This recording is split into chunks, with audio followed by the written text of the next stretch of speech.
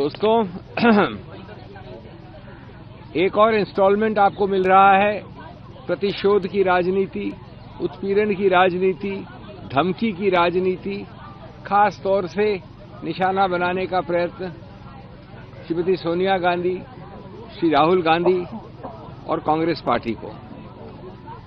हम सब जानते हैं कि अर्थव्यवस्था के मुद्दे, बेरोजगारी के मुद्दे, विघटन के मुद्दे, विदेश नीति के मुद्दे, अमेरिका से लेके चीन से लेके बांग्लादेश के मुद्दे इत्यादि इत्यादि, अगर आपको यहां से नजर हटानी है, डाइवर्ट करनी है, तो ये इस प्रकार के उत्पीड़न, प्रतिशोध के मुद्दे आपको उठाने पड़ते रहेंगे। तो मैं अभी आपको बड़े सरल तरीके से बताना चाहता हूं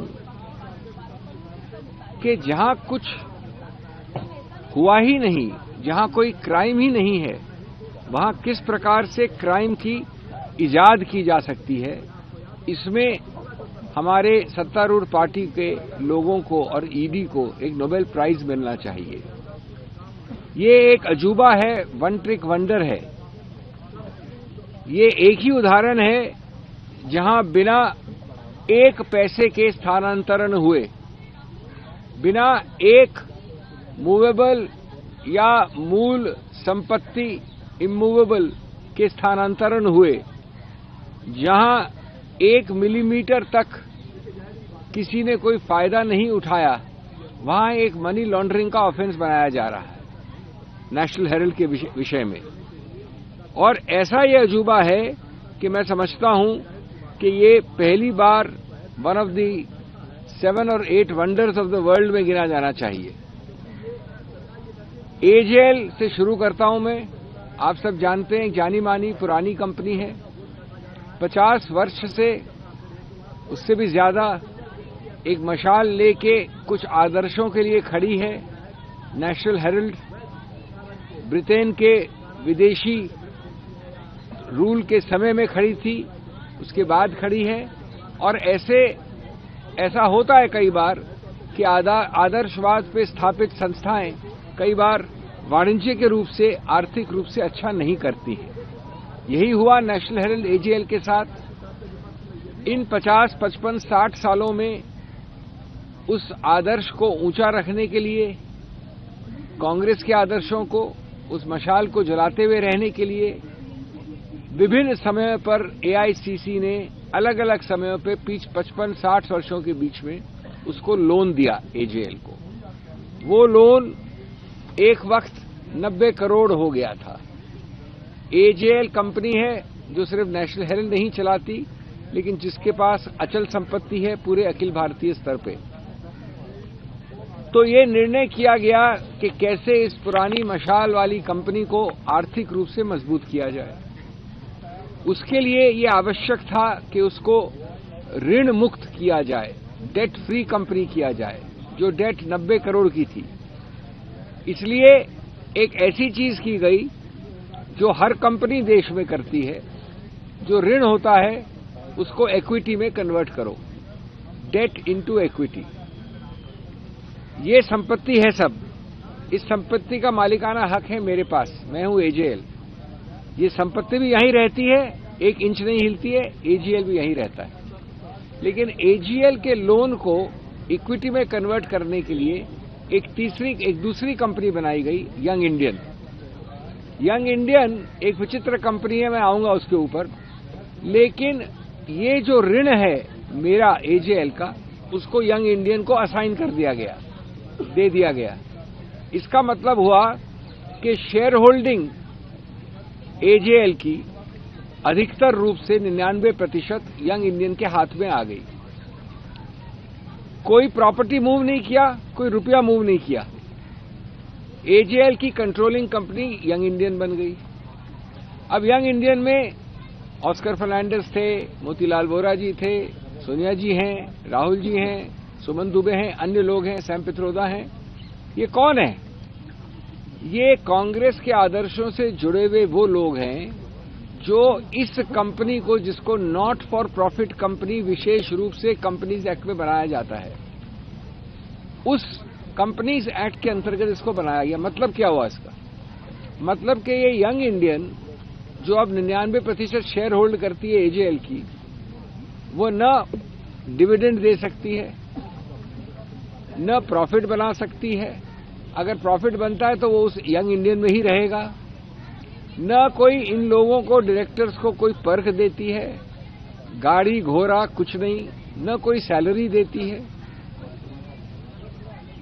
इस स्थिति में कहा गया है कि चूंकि एजेएल का 99% कंट्रोल यंग इंडियन में चला गया, इसलिए एजेएल द्वारा होल्डिंग प्रॉपर्टीज जो हैं वो सब स्थानांतरण हो गई और मनी लॉन्ड्रिंग हो गई करोड़ों रुपए की।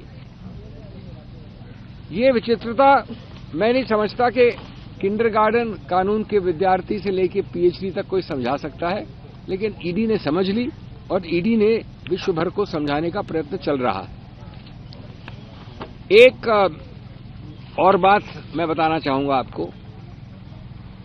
ये सब जो मैंने बोला है ये पहले ही हो गया था। एक चार्जशीट फाइल हो गई थी। वो चार्जशीट राउस एवेन्यू के एक स्पेशल कोर्ट में लंबित है। अभी ये जो हल्ला हुआ है पिछले कुछ दिनों में क्या है?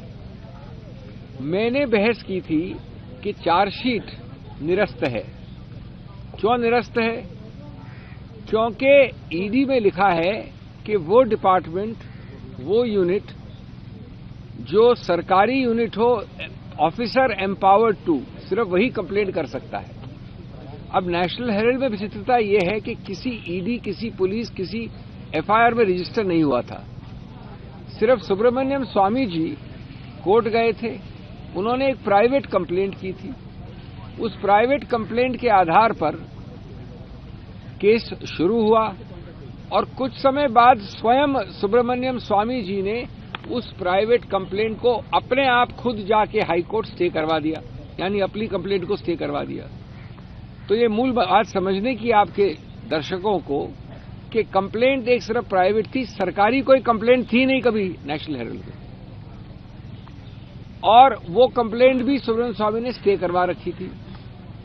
तो मैंने दलील ये की थी करीब 4 महीने पहले कि जब कोई सरकारी कंप्लेंट नहीं है तो ईडी आ ही नहीं सकती, क्योंकि ईडी के एक्ट में लिखा है कि कंप्लेंट उस ऑफिसर द्वारा जो एम्पावर्ड है वही कर सकता है।